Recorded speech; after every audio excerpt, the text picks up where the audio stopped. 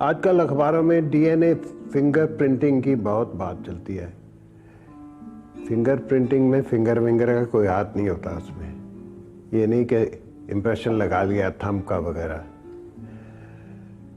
DNA तो genetic material है और हमारे सेल में वही डीएनए होता है, हर एक के सेल में। और हर एक के सेल में अलग अलग डीएनए होता है।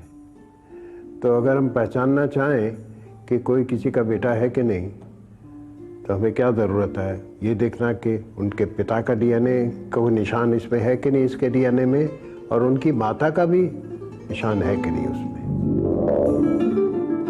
डीएनए फिंगर प्रिंटिंग एक ऐसी प्रक्रिया है जिसके जरिए किसी व्यक्ति की पहचान सुनिश्चित की जाती है।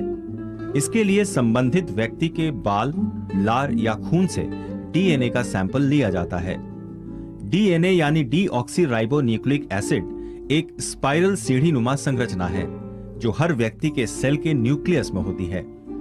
डीएनए के दोनों सिरों को जो चीज आपस में जोड़े रखती है उसे बेस पेयर कहते हैं। वैसे तो डीएनए में कई मिलियन बेस पेयर्स होते हैं जिनके आधार पर व्यक्ति की पहचान की जाती है, लेकिन इसमें काफी समय लगता है।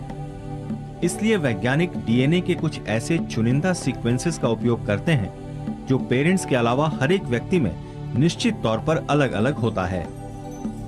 डीएनए फिंगर प्रिंटिंग की प्रक्रिया में सबसे पहले डीएनए को बॉडी के सेल्स या टिश्यूज से निकाला जाता है। इसके बाद एंजाइम्स की मदद से डीएनए को अलग अलग साइज के कई टुकड़ों में काटा जाता है। अब इन टुकड़ों को एक खास विधि से उनके साइज के अनुसार छांट लिया जाता है।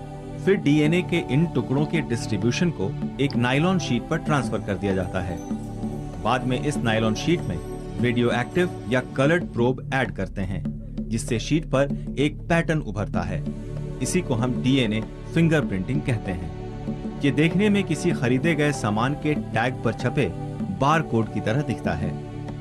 इसी तरह दो डीएनए फिंगरप्रिंट में पाई जाने वाली समानता या असमानता के आधार पर व्यक्ति की पहचान सुनिश्चित की जाती है, फिर चाहे वो पेरेंटिंग का मामला हो या क्राइम का।